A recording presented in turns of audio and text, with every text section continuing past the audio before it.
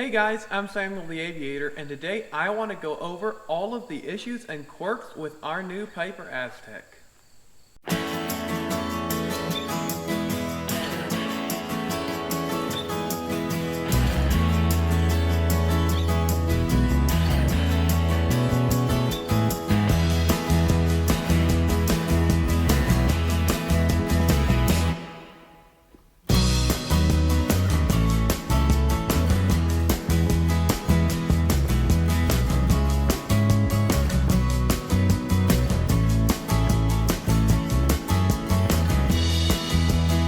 Alright guys, thanks for tuning in.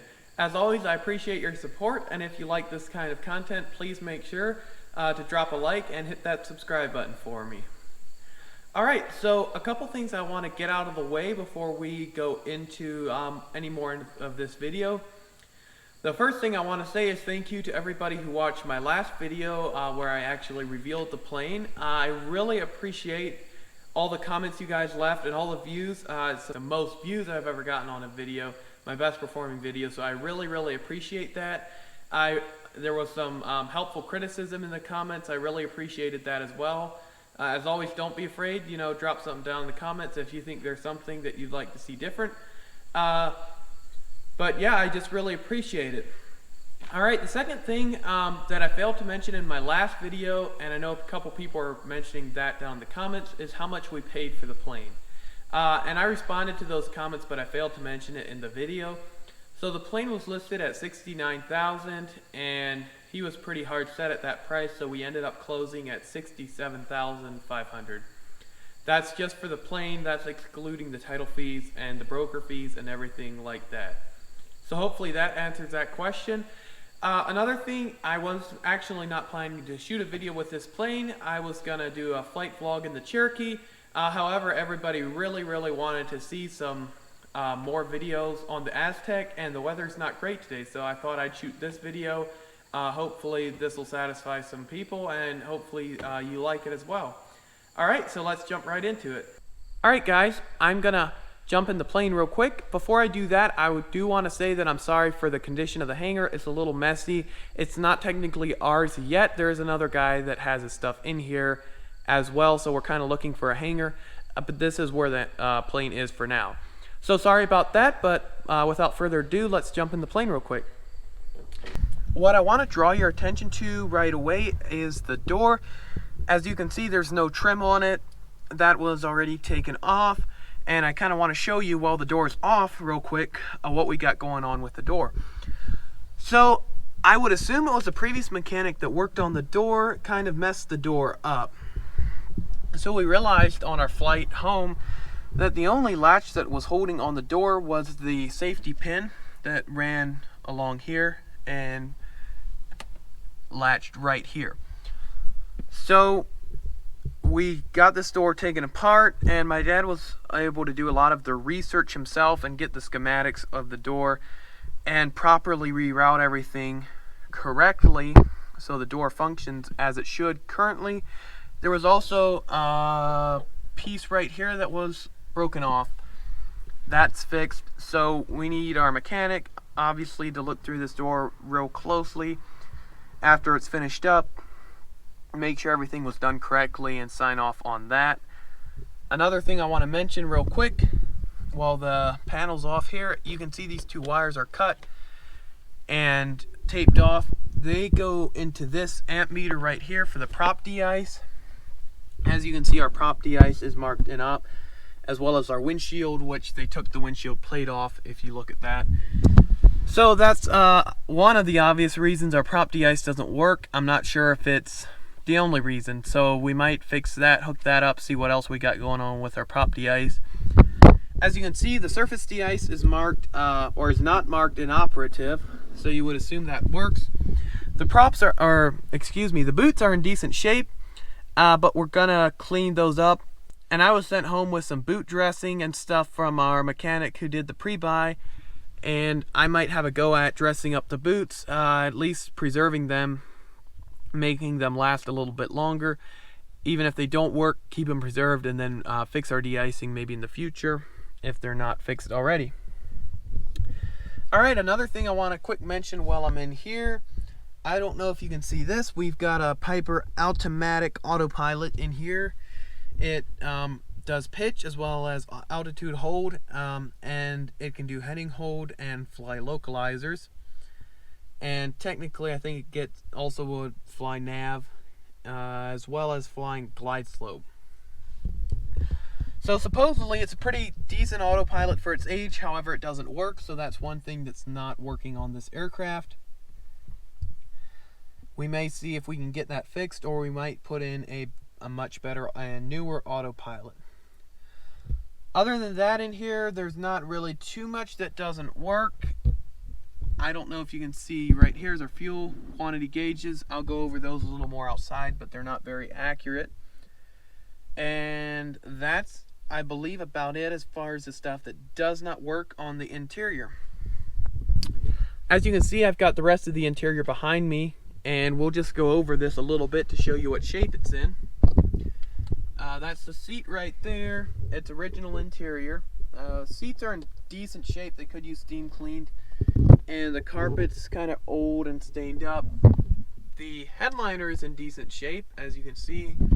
Then the window trim is kind of old and dirty, a little bit stained up. So the interior is, I'd say, fairly decent for 1978. With a little more cleanup, it might look a little bit better. Not sure how well that's going to do, and we'll put in a new interior at some point. Overall, it's livable for 1978, and it looks halfway decent. The only thing is it smells a little musty in here. Maybe with some airing out, some flying, it'll smell a little better. We might put some cleaner in here, see if we can fix that at all, but it does smell a little bit musty. So I think that's about it for the interiors, and I'm going to jump outside real quick, and you can join me outside and we'll go over some stuff out there. Alright guys, welcome to the exterior of the Aztec. I'm going to walk around here to the #1 engine and show you what we've got up with that. So here I am on the #1 engine. Let's get you zoomed in for a closer look. So here we are on the bottom of the cylinders, and if you can see behind this spark plug wire, there's a little probe coming down right at the tip of my finger from the cylinder head. So the cylinder head temp does not read on the #1 engine.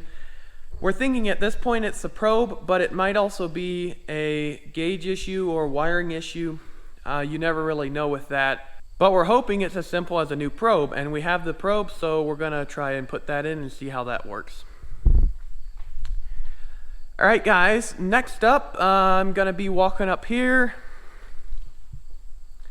Alright guys, so the next thing is I'm standing right in front of an inspection panel right here.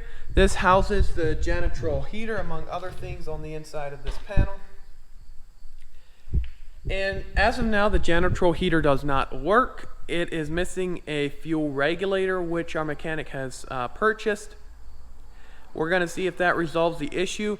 I believe there are a couple ADs on this heater. I don't believe they have been complied with. So I'm kind of suspicious they took out the fuel regulator and marked the heater inoperative on purpose, because they didn't comply with the ADs and they possibly weren't able to.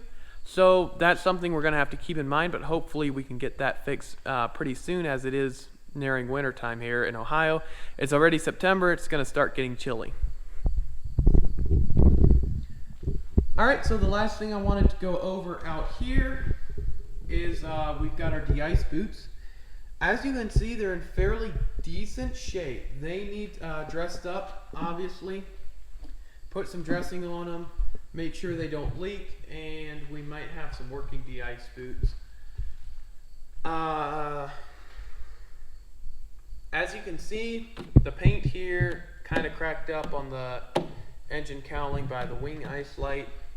It's kind of that way everywhere in spots. Overall, it's kind of decent, but you can see here, there's cracks here. It's not the best.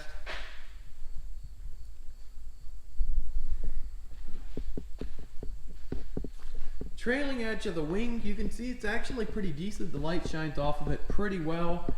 On the emergency exit window, down here there's a little flaking. Here's a little flaking. It's kind of like that all the way around. So it's due for a repaint here at some point, but it's really not bad for 1978 paint. Alright guys, I hope you enjoyed this video. Hopefully this was a little bit more interesting, more interactive. As always, if you got any comments, drop them down below. But I just kind of wanted to show you guys what you could get for $67,000, or what we got, and what's all wrong with it, what's good about it. Honestly, it's really a decent purchase, I think. So hopefully that answered some of your questions. I know a couple people mentioned they'd like to know more of what's wrong with it, so that's kind of what this video was about. I'm not really going into detail on all the specs, the engines, fuel burn, panel, everything like that. I do want to do a full review as well as operating cost video in the future. I just have not flown this enough to know what it costs to operate it. We haven't owned it enough to know what it costs, and I just don't know the ins and outs of the plane yet, so I feel it would be best for me to wait to do that till I am a little more knowledgeable on the plane.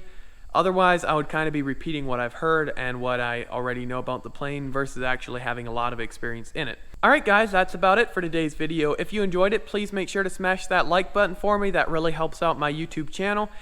Please drop a comment down below if you've got a question, concern, criticism, anything like that. I read all the comments and I try to respond, although if they get real backed up, it's kind of tough for me to do so.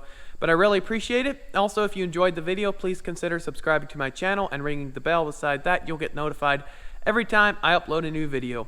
Alright guys, I think that about covers it all, so thank you for watching.